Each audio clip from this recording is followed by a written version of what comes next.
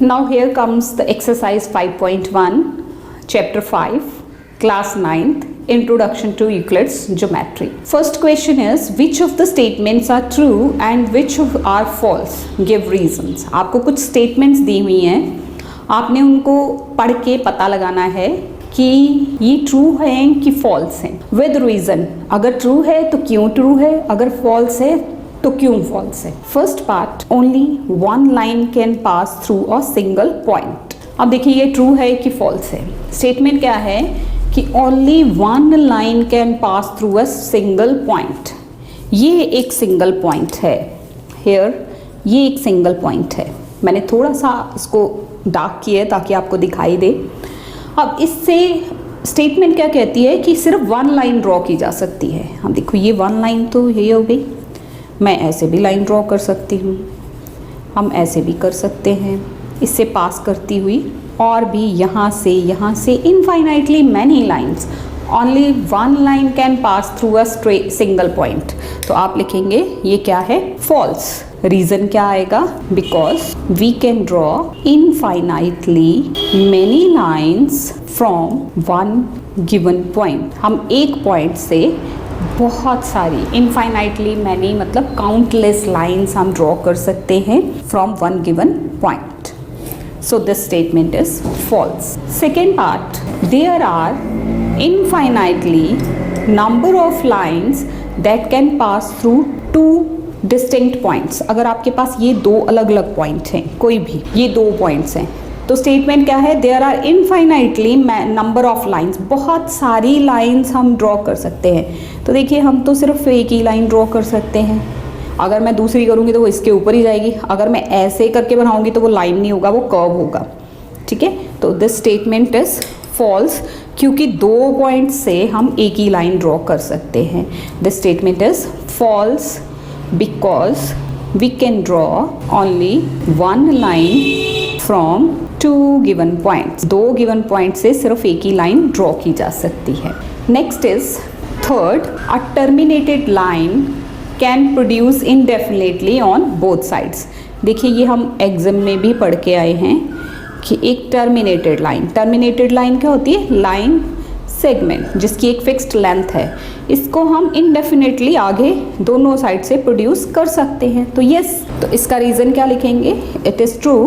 Reason क्या आएगा, because we can produce a terminated line indefinitely as stated in the exam also। Exam में भी ये कहा गया है, ये एग्जाम में भी मेंशन किया गया है कि हम टर्मिनेटेड लाइन से, terminated line is actually a line segment. तो आज भी आप जानते हैं कि लाइन सेगमेंट हमें फिक्स्ड लाइन दी होती है, जैसे 4 सेंटीमीटर 5 सेंटीमीटर, तो हम बढ़ाना चाहें तो उसको दोनों साइड से इंडेफिनेटली जितना मर्जी लंबा कर सकते हैं। So this statement is true. Next is, two circles are equal if their radii are equal. आपके पास दो सर्कल हैं प्रॉपर ऐसे ड्रॉ किए हुए, वो इक्वल कब होंगे, जब उनका रेडियस इक्वल होगा। सेम रेडियस होगा तभी इक्वल होंगे ना। अगर ये 4 सेंटीमीटर है, ये भी 4 सेंटीमीटर है, तभी इनके रेडियस इक्वल होंगे, रेडियस इक्वल है तभी सर्कल्स इक्वल होंगे। अगर एक 4 है और एक 4.1 भी आ जाता है तो वो उससे बड़ा हो जाएगा, उसके इक्वल तो नहीं आएगा ना। तो this is true because when radii are equal, radius का प्लूरल है radii, radii is the plural of radius. Radius एक के लिए ये दो हैं तो रेडियाई। बिकॉज when radii are equal, circles are equal in size। Circle जो हैं वो साइज में इक्वल होंगे। Next fifth part, in figure if A B is equal to P Q. ये देखिए ए बी और पी क्यू की लेंथ अगर सेम है and P Q is equal to X Y, और पी क्यू जो है वो एक्स वाई के बराबर है, वी कैन से कि A B is equal to X Y. This is true. कैसे, अगर ए बी का लेंथ इसके बराबर है, if A B is equal to P Q, यानी कि अगर ये 4 सेंटीमीटर है, ये भी 4 सेंटीमीटर है and P Q is equal to X Y, तो ऑब्वियसली ये भी 4, तो आप ए बी और एक्स वाई भी इक्वल होंगे। तो ट्रू, वो एग्जाम आपको याद होगा, things which are equal to the same thing are equal to one another. तो वही हम यहाँ मेंशन कर देंगे, because things which are equal to the same thing are equal to one another. ये हमने एग्जाम में पढ़ा था। मैंने मेजरमेंट लेके भी आपको बता दिया कि अगर ये 5 है ये भी 5 है, दोनों आपस में इक्वल हैं। अब ये जो है पी क्यू इसके बराबर आ रही है, ऑब्वियसली ये भी 5 होगी, तो फर्स्ट एंड थर्ड भी आपस में इक्वल होंगे। Next second question is define. यहाँ पे आपको कुछ डेफिनेशंस बतानी है। First definition is about parallel lines. अब देखिए पैरेलल लाइंस क्या होती हैं। पैरेलल लाइंस आप यूज़ करते हैं ये वर्ड हर बार। देखिए कुछ ऐसी होती है, मैं ड्रॉ कर रही हूँ, these are the parallel lines. तो इनकी डेफिनेशन क्या आएगी, parallel lines have same distance between them. इनके बीच का डिस्टेंस हर पॉइंट पे सेम होता है and they never meet each other, आपस में मिलती नहीं है। These are parallel lines. Parallel lines, you can say parallel lines are when they do not intersect each other। आप इसकी जगह they never meet each other की जगह आप ये भी लिख सकते हैं they don't intersect each other and they have same distance between them at every point। किसी भी पॉइंट पे उनका डिफरेंट डिस्टेंस जो है वो सेम रहता है and they never meet each other, they never intersect each other. Perpendicular lines, आप देखिए परपेंडिकुलर लाइंस कैसी होंगी। Here it is this, these are the perpendicular lines. Lines हैं तो इसको नीचे भी प्रोड्यूस करेंगे। This is not line segment, we are not talking about line segment, this is line. तो perpendicular lines, perpendicular lines are those which lie on same plane. Parallel lines भी same plane में ही लाई करेंगी, तो आप parallel lines में भी ये line लिख सकते हैं, they lie on the same plane and they intersect, ये आपस में काटती हैं, intersect each other at 90 degree, right angle पे ये एक दूसरे को काटती हैं। Parallel lines, they are the lines which lie on the same plane and they intersect each other at 90 degree. Here is the figure. Next is line segment. This is line segment. Line segment क्या होती है student, मैं 3-4 बार ये word use कर चुकी हूँ, terminated line या फिर लाइन सेगमेंट। लुक, मैं कोई लाइन ड्रॉ करती हूँ से 2 सेंटीमीटर की या 4 सेंटीमीटर की, इसमें एरोज नहीं होते, इसके 2 एंड पॉइंट्स होते हैं। Suppose A and B is the end point and this is this it has a fixed length। तो line segment it is a part of line, ये लाइन का एक पार्ट होती है। इट हैज़ फिक्स्ड लेंथ, इसकी एक fixed length होती है और इट हैज़ 2 एंड पॉइंट्स, इसके 2 एंड पॉइंट्स होते हैं। I am giving you the simple definitions so that you can remind them easily. आप इसको ईजिली रिमेंबर कर सकते हैं जब भी आपसे ये पूछा जाए। Now next is radius. आप सब जानते हैं रेडियस क्या होता है, सर्कल के सेंटर से सर्कल के पॉइंट तक का कोई भी डिस्टेंस। जैसे मैं ये ड्रॉ करूँ एक सर्कल, आप कंपास से ड्रॉ करेंगे तो ये सेंटर है। अगर सेंटर से लेके सर्कल पे कोई भी पॉइंट ले लेते हैं, सपोज यहाँ ले लेते हैं, यहाँ ले लेते हैं, यहाँ कहीं भी आप लेते हो, और ये distance this is called radius. A P O P O, ये ए है, ये बी है, सी है, एनी पॉइंट, तो ये सारे क्या हैं, दे आर ऑल रेडियस। तो radius it is the fixed distance, और ये फिक्स्ड होता है, जैसे 2 सेंटीमीटर 3 जितने का आप सर्कल बनाओगे उतना radius. It is a fixed distance from centre of circle to any point lying on the circle. Circle के ऊपर कोई भी पॉइंट है, उसका सेंटर से जो डिस्टेंस है that is called the radius of the circle. अब आ गया स्क्वायर। स्क्वायर क्या है, देखिए इसको मैं ड्रॉ करती हूँ। पहले सारी साइड्स की लेंथ इक्वल होती है, मैं रफ सी फिगर ड्रॉ कर रही हूँ, आपने मेजर करके पूरा बराबर बराबर सेम डिस्टेंस के साथ बनाना है। Here it is. स्क्वायर में क्या होता है, सारी साइड्स की लेंथ इक्वल, ईच एंगल 90। तो स्क्वायर इज अ क्वाड्रिलेटरल।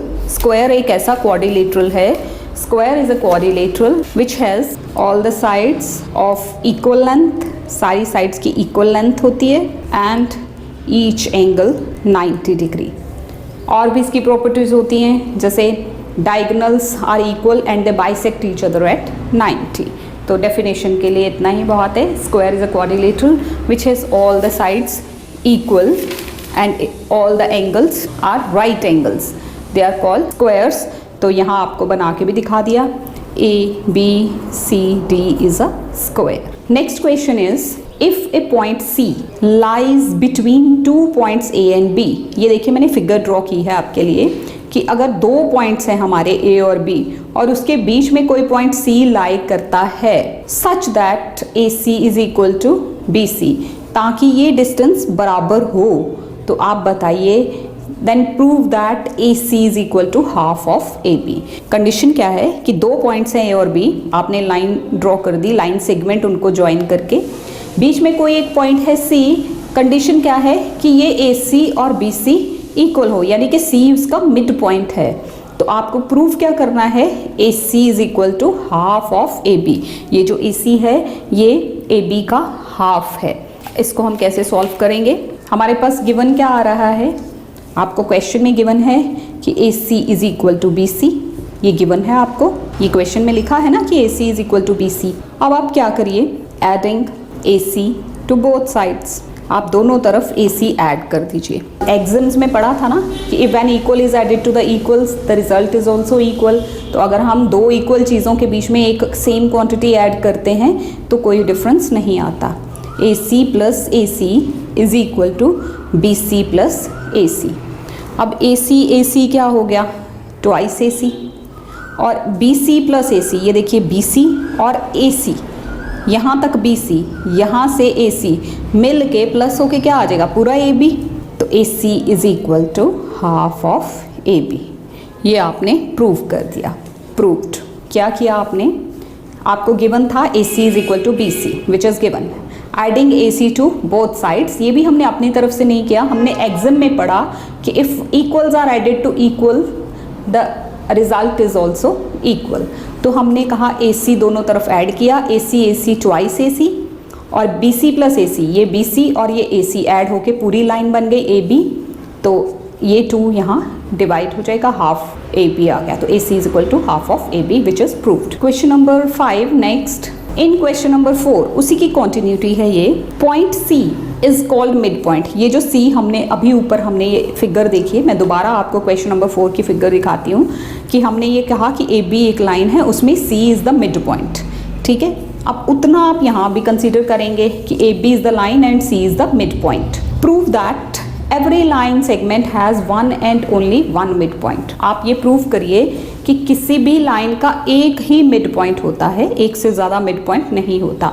आप इसको सोच के देखिए स्टूडेंट्स, अगर एक लाइन 4 सेंटीमीटर की है तो मिड पॉइंट उसका हाफ पे होगा, यानी कि 2 पे होगा। तो वो एक ही पॉइंट हो सकता है ना 2 पे। अगर मैं 1.9 लेती हूँ तब भी वो मिड पॉइंट नहीं है, और अगर 2.1 लेते हैं तब भी वो मिड पॉइंट नहीं है, क्योंकि हाफ उसने प्रॉपर नहीं किया। तो एक लाइन का एक ही मिड पॉइंट होता है, ये हमने प्रूव करना है। तो इसको आप कैसे प्रूव करेंगे कि ये हम एक पॉइंट डी बना लेते हैं, तो हम लेट कर लेते हैं कि सी भी मिड पॉइंट है और डी भी मिड पॉइंट है। ऐसा होता नहीं है, बट प्रूव करने के लिए हम इसको सपोज कर लेते हैं। तो let D is also mid point of A B. तो उससे क्या होगा, A D is equal to D B, ये हम कहेंगे।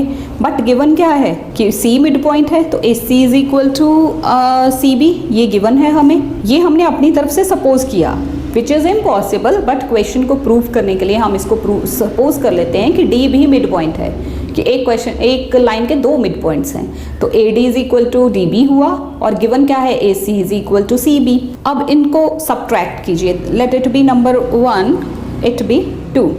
तो सब्ट्रैक्ट फर्स्ट फ्रॉम सेकेंड। तो A C minus A D is equal to C B minus D B. A C minus A D, ये देखिए ए सी में से ए डी आप माइनस कर रहे हैं, यानी कि ये टोटल ए सी था, इसमें से आप ये पोर्शन निकाले दे रहे हैं, ए सी पूरा, इसमें से आप ये निकाल रहे हैं। तो पीछे क्या रह गया, D C, this is D C, this is C B. C B में से आप डी बी माइनस कर रहे हैं, तो क्या आएगा, माइनस डी सी, क्योंकि ग्रेटर टर्म का साइन भी लगाना है। ये पूरी है, इसमें से आप ये पोर्शन निकाल के दे रहे हैं, तो क्या आएगा, माइनस का। सो दिस डी सी, और ये इस तरफ ले आओ, डी सी इक्वल्स टू 0। तो D C plus D C, twice D C is equal to 0। It means D C is equal to 0। 2 यहाँ डिवाइड कर जाएगा, खत्म हो जाएगा। तो D C is equal to 0, मतलब ये जो डी सी डिस्टेंस था ये 0 है। 0 डिस्टेंस का मतलब क्या हुआ कि इनके बीच में कोई डिस्टेंस नहीं है, ये कोइंसाइड कर रहे हैं पॉइंट्स, मतलब एक के ऊपर एक है। तो it means C and D coincides. Coincide का मतलब होता है एक दूसरे के ऊपर एग्जैक्टली फिट होना। तो यहाँ से हम क्या प्रूफ, हमें क्या कंक्लूजन मिलता है कि a line has only one mid point, एक लाइन का सिर्फ एक ही मिड पॉइंट होता है। Fine, I hope you have got it. Now let's move to question next. In figure, ये फिगर आपको गिवन है, if A C is equal to B D, given क्या है, ए सी और बी डी इक्वल हैं। Given हमें क्या है, A C is equal to B D, this is given. Then prove that A B is equal to C D. आपको प्रूव करना है कि ये जो ए बी पोर्शन है ये भी सी डी पोर्शन के बराबर है, यानी कि ये ए बी और ये सी डी आपस में इक्वल है। Now given is A C is equal to B D. अब हम इसमें क्या करेंगे, सब्ट्रैक्ट ये जो बी सी है फ्रॉम बोथ साइड्स। ये हम एग्जाम से लेते हैं ना, हमारा एग्जाम था कि if equals are subtracted from the equal तो the remainders are also equal, ये हमने पढ़ा था पीछे एग्जाम में, तो उसी को हम यहाँ अप्लाई कर रहे हैं। आप दोनों तरफ से बी सी माइनस कर दीजिए। अब देखिए ए सी, ये इसमें से आपने ये बी सी माइनस कर दिया तो पीछे क्या रह गया, ए बी। फिगर को देख के ध्यान से देखिए, ए सी उसमें से ये ख़त्म, ये ए सी है, इसमें से आपने ये पोर्शन निकाल दिया है तो पीछे क्या रह गया है, ए बी। इसी तरह से ये बी डी था, बी डी में से ये बी सी पोर्शन आप निकाल चुके हैं तो पीछे क्या रह जाएगा, A B is equal to C D. Proved. Next is why exam 5 is the list of Euclid's exam considered as universal truth. अब रिकॉल कीजिए कि एग्जाम 5 क्या था। एग्जाम 5 क्या था, the whole is greater than the part, यही था। एक बार आप फिर से उसको रिकॉल कीजिए। फिफ्थ एग्जाम क्या था, the whole is greater than the part. मैं यहाँ दोबारा लिख के दे रही हूँ आपको, exam 5 the whole is greater than the part, कि पूरी चीज अपने पोर्शन से बड़ी होती है। तो ये यूनिवर्सल ट्रुथ कैसे है, यूनिवर्सल ट्रुथ इसलिए है because in this universe we can employ this exam 5 on anything. ये सब पे फिट बैठेगा। अगर आप चीज़ों की बात करें, सपोज हम खाने की बात कर लेते हैं, चपाती है पूरी ऐसे गोल वन है, इसमें से आपने एक पोर्शन ऐसे करके काट लिया तो ये जो whole is greater than the part, ये जो इससे इसका पार्ट आपने तोड़ा है ये पूरे का पूरा तो उससे बड़ा ही आएगा ना हमेशा। तो it is applicable on anything in this universe, so it is called as it is the universal truth कि the whole is greater than the part. It is always satisfied, anything, any part of the universe, it is true for that. So this is a universal truth. So this is all about exercise 5.1. Thank you students, I hope you have got it. Thanks a lot for watching this video. Thank you very much for watching this video. ਇਹ ਦੋ videos ਮੈਂ ਤੁਹਾਡੇ ਲਈ ਹੋਰ select ਕੀਤੀਆਂ, ਉਮੀਦ ਹੈ ਤੁਹਾਨੂੰ ਇਹ ਵੀ ਪਸੰਦ ਆਣਗੀਆਂ। ਨਾਲ ਹੀ ਤੁਹਾਡੇ ਨਾਲ ਸੰਬੰਧਿਤ ਹੈ ਪਲੇਲਿਸਟ ਵੀ ਮੈਂ ਅਟੈਚ ਕਰ ਦਿੱਤੀ ਹੈ। ਉਮੀਦ ਹੈ ਤੁਹਾਨੂੰ ਮੇਰੇ ਵੱਲੋਂ ਕੀਤੀਆਂ ਜਾਣ ਵਾਲੀਆਂ ਐਫਰਟਸ ਜ਼ਰੂਰ ਪਸੰਦ ਆ ਰਹੀਆਂ ਹੋਣਗੀਆਂ। ਚੈਨਲ ਨੂੰ ਸਬਸਕ੍ਰਾਈਬ ਜ਼ਰੂਰ ਕਰੋਗੇ। Thank you very much. ਮਿਲਦੇ ਹਾਂ ਅਗਲੀ ਵੀਡੀਓ ਵਿੱਚ।